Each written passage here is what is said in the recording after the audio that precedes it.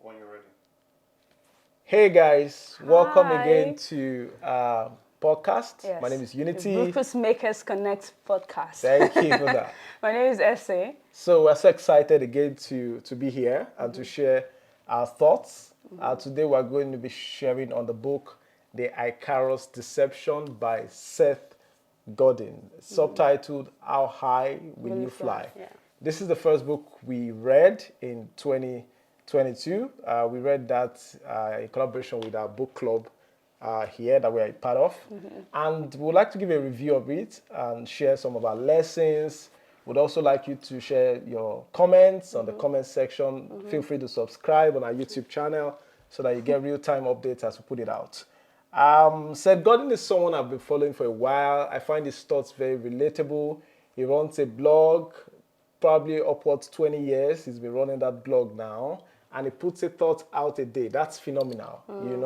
He writes it every day, and just subscribe. You'll find it very insightful, a lot of relatable wisdom that you can use for your everyday life. And I've been blessed by the association. So, Icarus Deception. So the story started, the book started with a story by two Greek personalities, Daedalus, who was the father of Icarus, and they were in prison and they got free. The father was escaped. organizing an escape, Yeah. and instead of created a wing for both of them, and they took that wing, but when they were flying out of prison, Icarus flew too high, and the wax on his wings, the wax with which they used to fix the wings on his arm, melted because they got too close to the sun. Icarus got too close to the sun and it melted, and his And he wings died. fell off and it And, crashed. yeah, this wasn't disobedience to his father, because Yeah. his father warned him before he did that, do not fly too high. Don't fly too high, and this was in disobedience to the father, and it crashed. It's been said a couple of times. Parents also use that. They use that story to tell their children, obey your father, obey your parents, whatever they tell you.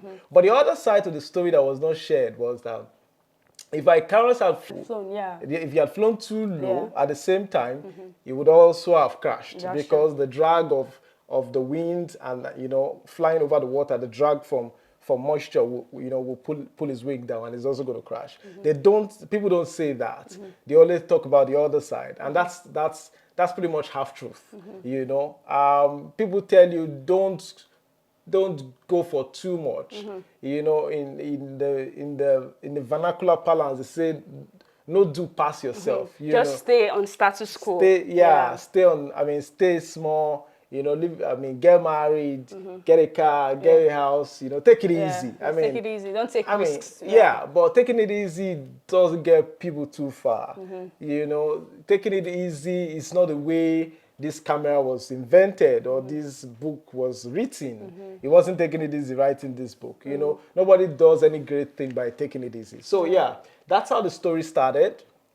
And also, it started by telling us about the shifts of the economy of the world as we know it. There was industrial economy, which was pretty much do as you are told, stay Assembly line, online, factory, be compliant, job, 9 to show up 5. at 9, leave at 5. Don't stay out of the line or you be, whipped in the ass. Pretty much, punished. all of that. But the current age is an age of unlimited possibilities. The connection economy. It's the connection economy. You can become anything you want to become. You can do whatever you want to do. You can, before you needed someone to pick you, but now you can pick yourself. No gatekeepers. There are really no gatekeepers anymore. You can pick yourself and create an audience of your choosing. That finds you relatable and think you are the best thing that's happened to them. So that's pretty much how it started, and we'll look at it. And babe, tell me, what was your thoughts about the book? So you talked about, of course, Icarus and and his father. Yeah, I can't remember his name now. His name is a mouthful. How would I put it? Icarus telling his son, do not fly too high, because if you fly too high, you're gonna crash, or your wings are gonna melt and you die, right? That is a picture of the industrial age. Yeah. Right, that no longer exists. So the industrial age, you had, of course, people, your managers, you had the world telling you this is how it should be done. You know, these are rules. If you're not in compliance, you're going to fail, or you're going to be punished, or you're going to lose your job, and so on and so forth, right? But now we're in the connection economy, like you talked about, yes, where there are no gatekeepers. Oprah does not exist anymore as a where. You have Instagram, you have iTunes, you have Facebook. They are your platforms. They are your stage. There is no longer auditions as a where, right? You can put yourself out there and then connect to 1 billion people at once. At the same time, right? it's magical. It is pure. like it's a we miracle. are in the best of times. This is amazing. We, our generation is very lucky. We have access to internet. We have access, like flights are cheaper nowadays. You can get a computer. You can. This is an amazing time, and Seth is encouraging us. The crux of this book is Seth encouraging us to take advantage of the times that we're in. And all of the tools. And he talked about art. Yes, he talked about art in the book. And what is art? Art is not just merely being an artist, or somebody who draws, who paints. Art is anybody. Art is your contribution to the world. Right? It is that willingness to make a difference. To make a difference, to use creative thinking in your work. You get a mechanic saying, okay, I don't want my customers to leave the same way they came. I would ensure that I have an impact in their life. Or the president saying, during my tenure year, I want, say, America to, to be this and to be that, so their economy for the economy to be stronger than it was. So that is art. That is. Art is no longer art is not for painters. It's not for artists. It's for everybody that is willing to do that work. Everybody or anybody that is willing to use creative thinking to do their work. And again, like you said, there is invariably telling you that do not fly too high. And also in this world, right, what we've learned is do not fly too low too. Just stay status quo. Yeah. Do you get? But the truth is, the people who regret it the most are those that stayed status quo. True. We talked about the error of the act of omission. Act of omission and commission the last time. Yes. Please talk about it. Yeah. So I mean, and that was from Jeff Bezos. There was a small clip, a small video clip we saw, and it was talking about people regret more from the actions they never took than the ones that they took and failed at. And I mean, that's commonplace. You just need to ask an 80-year-old person or someone at the departure lounge of life, what are your regrets? And they'll tell you, I mean, this opportunity I didn't take, this action I didn't make, and that's what they regret from. So art is about continuing from your trade. It's about raising your hand to contribute. Yes. It's about, finding new ways to do all things. All things, yeah. Do you get? Trying to give us another flavor of, of how something is done. How something is done. And that's what interests people. That's what inspires. Yes. Do not tell me what I already know. Yes. Don't tell me what I already know. Tell me something that's scarce, something that's valuable, something I don't know. Yeah. And I'll pay you a premium for it. Of course. Yes. I mean, you are coming with your best self. Yes. You are choosing to show us a better picture of what life can be. Painting a picture of the future that you see that I don't see. And imagine a world where everybody brings that to the table. When everybody brings that to the table, it becomes, El Dorado, as they say. So that's in the line of, the idea, and you gave a good definition. Art is not made by artists. Artists make art. That's Do you true. get? So don't think of it as I need to be Leonardo da Vinci. Born with it. Yeah, I need to be born with it. I need to have all of those skills to know. It's about thoughtfulness. Yes. I mean, if whatever work you do, you are doing it with the best of yourself. You are doing it with all of the energy you can, bring to bear. You are not doing the barest minimum to pass by. You are bringing the best of yourself to bear. And they talked about two figures, linchpins and cogs. Yes. The linchpin is the one we'll miss. One we'll miss when it's gone. Yes. Do you get? Let's say somebody doesn't come to work. Yes. The person you miss, because when the person is at work, things are done. Yeah. Do you get? The person adds value. right? So those are the linchpins, the ones that we're going to miss because of the commitments to your work. Yeah. While the cogs are those that do as they are told. Yeah. You know, they're waiting for the boss to tell them, do this. They don't take initiatives, right? Yes. Yeah. So, I mean, you can find that in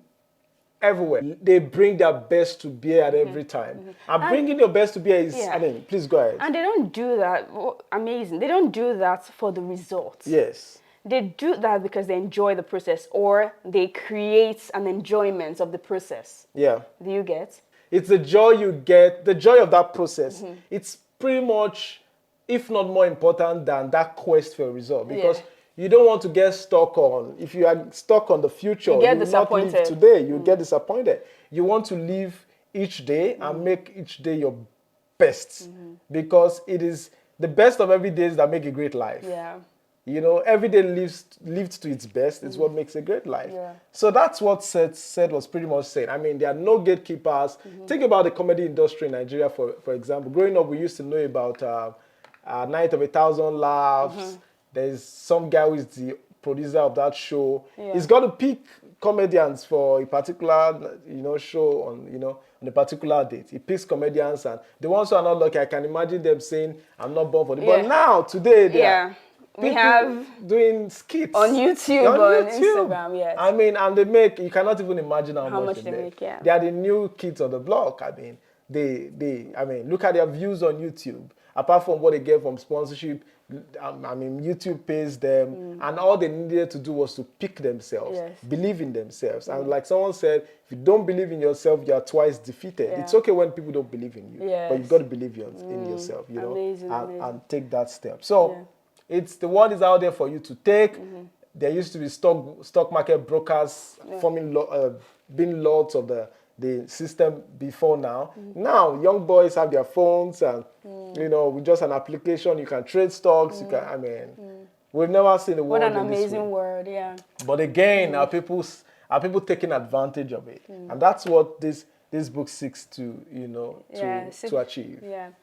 Amazing book. Like you've said, I feel like for people, the thing that is preventing them from doing art, which means from contributing to the world, contributing to their society, right, is approval, right? Seeking approval, seeking external motivation, seeking control. Yeah. Do you get? So they're waiting for, if somebody, like, you put something on, I don't know, on the internet or on the social media platforms, you don't get as many likes, and then you doubt yourself, right? That, oh my God, okay, maybe this is not as good as it is, or maybe I'm not born to do this, right?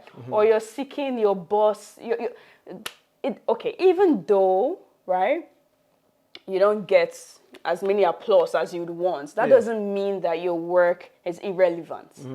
Work, you shouldn't get external validation for you to know that what you're doing is valuable. And that is why I talked about the results.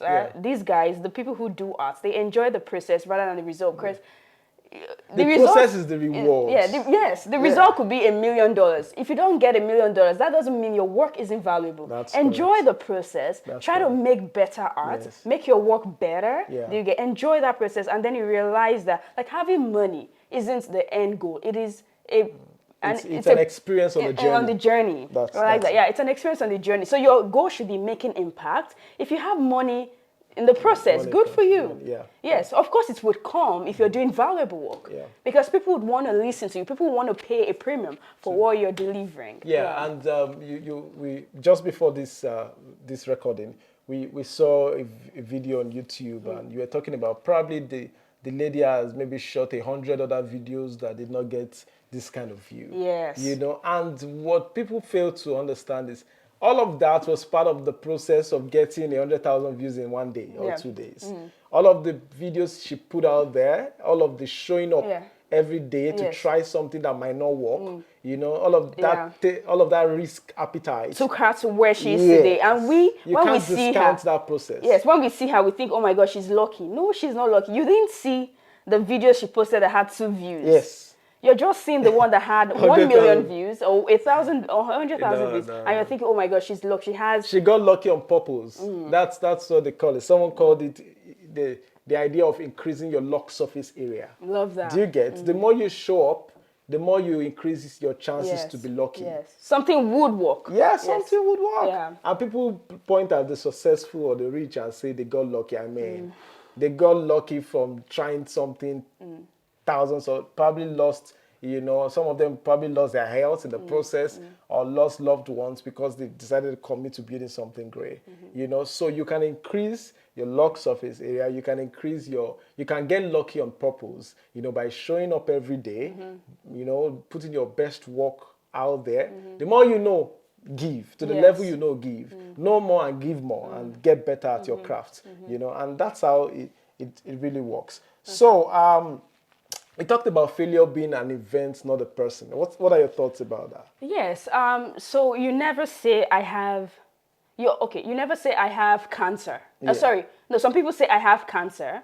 Some people say I have a headache. Yeah. But they never say I have failure, because failure is an event. It's an event. It's not a person. People say I am a failure. You're not a failure. In the book, they say I'm a failure. I mean, it's not something it's not a person. Yeah, why don't you say I am a cancer? Yeah, you don't say I'm a cancer, for example, or I am a fever. You say I have, not God forbid, I have fever, I have, headache or whatever.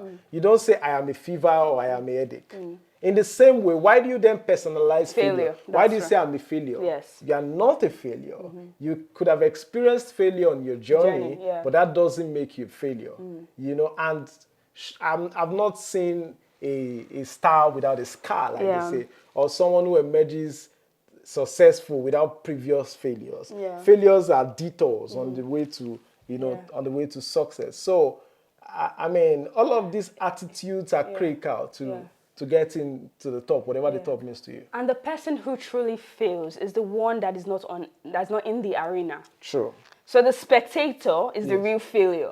Yeah. But those who are participants, who are playing the ball, dancing or doing whatever people came to watch, they are a success, even when they think they failed. Like, True. I put my best performance. Today. Yes. But I mean, everyone came to look at it. And most of them, they are the ones that get paid, even when they don't score a goal, even when they have a bad experience. So how do we end this talk? I'm not taking the host position from you. How do we end this talk, this review? Okay, I mean, let's talk about a few more points. Okay. Then we'll now cut it. We'll talk about linchpin. Okay, you want to make art, as it were. How do you manage fear? Because fear would always come. I mean, if you choose to do awesome stuff, be ready to be criticized. Be ready to be told that's not so great. I mean, be ready to be looked down on. He's trying to show himself or, let his presence known. How do you manage such? How do you manage the fear? How do you manage the shame, the criticism in doing something great? Yeah, thanks, Pastor. I mean, we've always talked about shame. I mean, for during the last 2 talks that we had, we always there are instances where we put shame into the topic, because shame is very critical, and also and so is fear, right? Somebody said that when you're scared to do something, it means that there is something there, right? It's a compass. Yes, and you have to understand that. Yes, I mean, you have to. It's all about perception. Find a way of looking at fear, right? Fear is false evidence appearing real, or something like that, right? Yeah, so they say, right? So you have to find a way to look at fear. You have to understand that these are just emotions, right? And most times when I've had times when I was really scared to do something. Anytime that I've gone against my emotions, and gone through with that thing, I always realize in the end that I made a good decision, right? Sure. So whatever it is that is standing in your way, right? For example, fear, you have to move past it and then do whatever it is that you're scared of. Yeah. Right? Do what you're scared of. Take fear as, like you said, interpret it as a compass. It's telling you that the best of people, the best of, whatever art you do, they still get scared. But they use that fear as a compass or as a nudge, telling them that they are onto something bigger than them. Yeah. So take fear as a compass. When you experience it, use it as a compass to points you into the direction of a path that you should take, because that path is going to lead you to the best of yourself. It's going to lead you to the greatness you've never experienced or you never envisaged, you know, and use that fear to take the leap. Yes. You know, I mean, someone say, how do you learn to swim? You know, take a hold of your fear and jump. You know, just take a hold of it, and you know, you take the jump. And if it doesn't scare you, then maybe there's nothing there. Really, I mean, there's probably nothing there. Means you're not dreaming big. You're not dreaming big. You're not. You're not aiming for anything big. And also, it's important to understand the place of criticisms. You know, you should be able to manage criticisms for what they are worth. You know, you should be able to understand that sometimes when people speak, like Seth said something about, you know, when you make you put a job out there, or you put a work out there. Maybe you said a proposal, or you made a design for your company, and the person reviewing says it's shitty or it's bad work. I mean, it's terrible. Yeah, the person probably could have said, I don't like it. Yeah. You know, there's a difference between I don't like it and it's terrible. Yes. I don't like it means that's my word, that's my opinion. Yeah, and the people that have my taste might not like this. Yeah. But that doesn't mean you don't have your audience that might like it. That doesn't mean you don't have your audience that might like that work you've just churned out. You know, and that's important for whatever it is that you do. You need to find, Seth Godin calls, I mean, one of the books, I'm not sure it was this, he talked about true fans. Look for your true fans. Critical mass. Look for that critical mass. That's the word.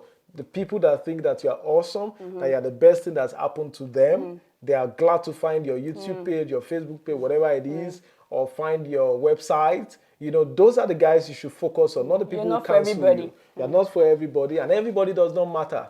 It's important to know everybody does not matter. I mean, you know, Jesus came to the world, and you know, some people still despised the integrity of his message. So you need to understand that your true fans are the people you should look for, and those are the people you should serve. You know, and go out for them. So that's how to manage fear and also manage criticism. He talked about motivations and applause as well. I mean, in the line of what we've just talked about, don't wait for motivation to do your best work. Don't expect applause or applause. I mean, if it comes, accept it. Accept applause, but don't expect it. Because every time you're expecting it as precursor to living your best life or giving your best work, you get disappointed. You lose control because you are giving away that sense of agency to creating stuff. You're putting it there, you're outsourcing it. But it's important to find it from within and keep showing up every day. Keep showing up. And keep shipping your work. Keep putting it out there, and it will all add up at the end of the day. I'm just reminded now of the quote by Dr. Miles Monroe about the cemetery, and you know, tell us about that. Well, it says that the wealth of this world is in the cemetery. Yes. Do you get? Because there are ideas that died, never implemented. That died with the people. Yes. There are, you know, books that were never written, songs that were never sung. Yes. And so on and so forth. Movies, companies that were never started. Yes. You know, think about it. And that is why you should. Like for me, I'm very spontaneous. Yeah. Right? I don't overthink things because I know that once I overthink things, I will find a way why I shouldn't do it. I'll find a reason why. Yes. Paralysis analysis. Yes. Analysis paralysis theory. I will find a reason not to do it. Right. So you have to go, you have to move, you have to try things. And when you fail, you know that, okay, yes, this did not work. But like we said before, the ones that you're going to regret are those paths you never took, because you never know if that's your golden goose. True, that's correct. So yeah, that's correct. And it turns out that most stars in the world, the celebrities, the songs that became the biggest hits, maybe, I don't know, Adele's Hello that became over 1 billion views on YouTube. It's Hello, I believe that's the name of the song. Yes, Hello. Yeah, maybe, I'm sure she wouldn't have known that song was going to make that kind of impression. How about, let's bring it to this house. How about this house? Yes. This was the least house that we liked. Yes, that's correct. We just wanted to leave this house. When we came in, we wanted to leave as quickly as we came in, right? That's correct. So sometimes the the thing that you might not expect is the one that blows up. That blows up, Yes. yeah. That's very correct. So that's why in this life, be that person that is open to newness, you know, open to ideas, open to trying out things, Yes. open to taking initiatives. You know, I mean, you live an interesting life. Yes. And you live a fulfilled life. Yeah. You know, I hope we've done. Of course, we can't finish all of the book in a few minutes, but I hope we did some justice to the book. review. Yeah. And please try to get it. Icarus Deception. Don't fly too low. You know, don't believe what they tell you. You know, don't take it easy. You know, it doesn't lead to a great life. You know, try to get it. It's a great book. And this is like a sequel to it. V is for Vulnerable. This is very artistic by Seth Godin as well. It's called Life Outside the Comfort Zone. I mean, you'll find it very interesting. Yeah. Very artistic. ABC for adults. You know, I'm promoting Seth Godin a lot. You should- Yeah. But yeah, it's the least I can give back. It's been a blessing. So, what next? What are you? I mean, from the book. What, I mean that's you want it. to take the word. You said don't fly what too next? low. How about don't stay on status quo? Because the safety zone has changed. The safety zone has even changed. when your comfort zone hasn't that's a big changed. point, yeah. Yes, the safety zone has changed, and you have to move. You have to redefine your comfort zone. You know, yes. What used to be safe is no longer safe. safe? Yes. You know, so move your comfort zone to realign with the new safety zone.